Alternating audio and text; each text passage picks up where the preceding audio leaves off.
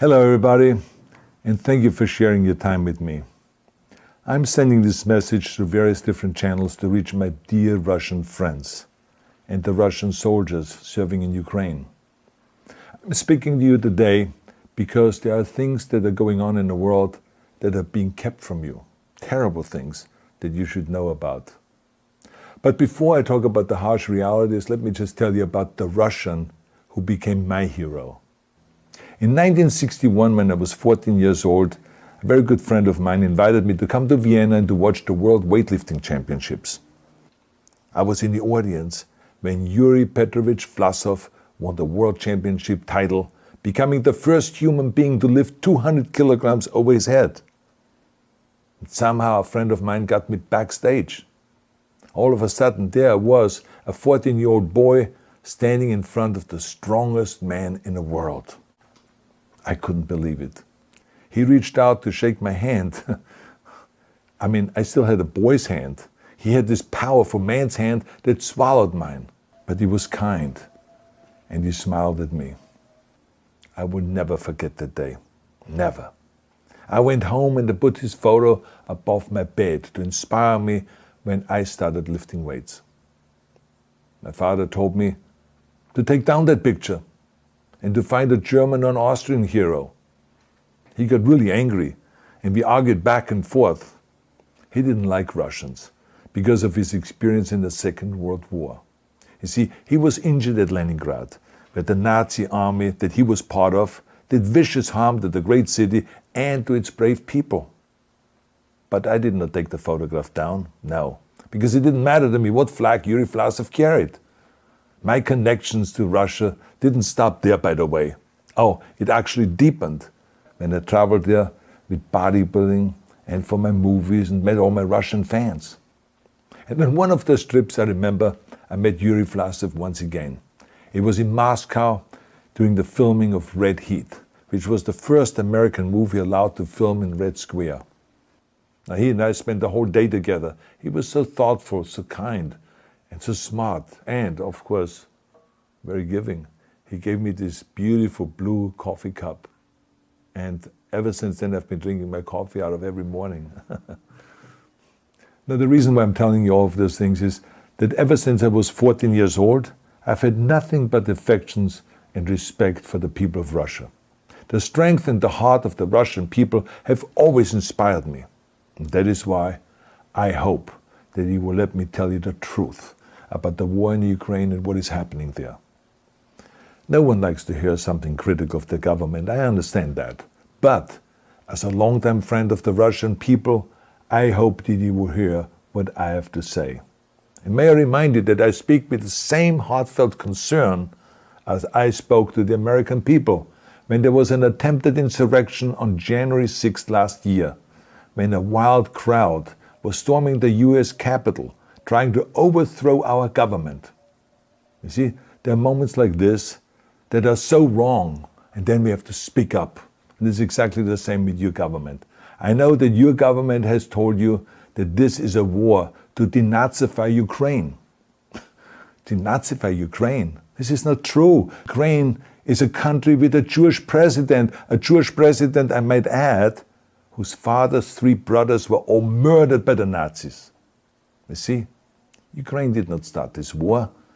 Neither did nationalists or Nazis. Those in power in the Kremlin started this war. This is not the Russian people's war. No. As a matter of fact, let me tell you, what you should know is that 141 nations at the UN voted that Russia was the aggressor and called for it to remove its troops immediately. Only 4 countries in the entire world voted with Russia. That is a fact. See, the world has turned against Russia because of its actions in Ukraine. Whole city blocks have been flattened by Russian artillery and bombs, including a children's hospital and a maternity hospital.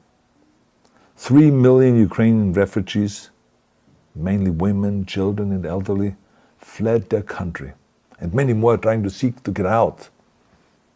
It is a humanitarian crisis. Because of its brutality, Russia is now isolated from the society of nations. You're also not being told the truth about the consequences of this war on Russia itself.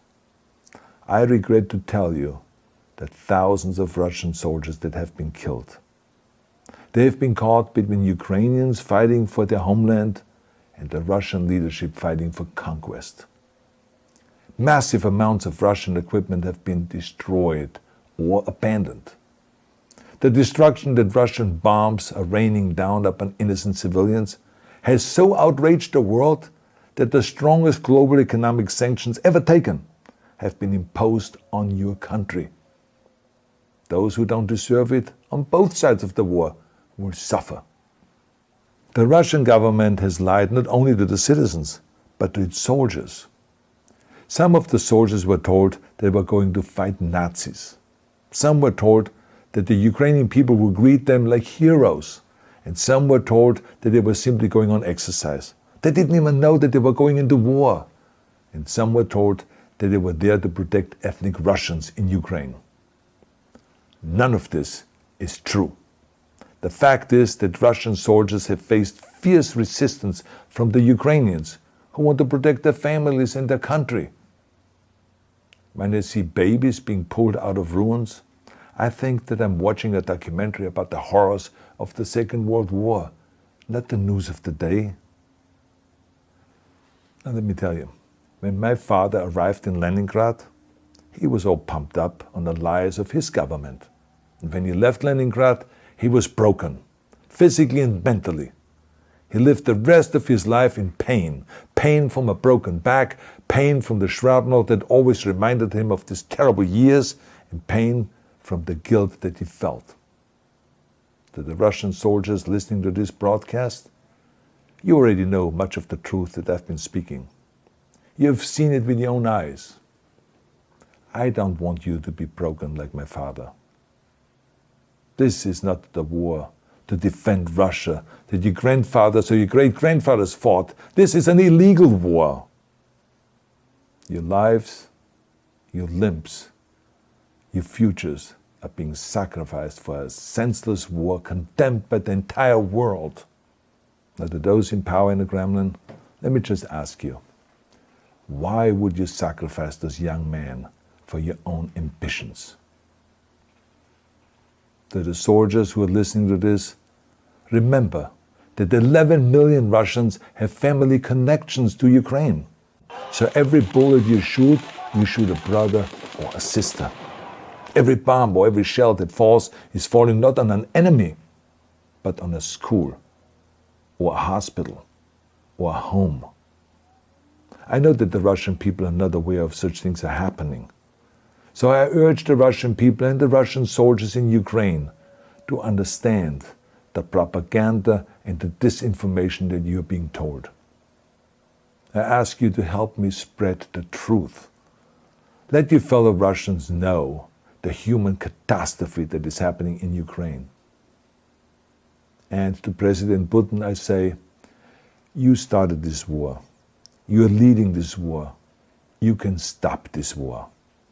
Now, let me close with a message to all of the Russians who have been protesting on the streets against the invasion of Ukraine. The world has seen your bravery. We know that you have suffered the consequences of your courage. You have been arrested, you have been jailed, and you have been beaten. You are my new heroes. You have the strength of Yuri Petrovich Vlasov. You have the true heart of Russia.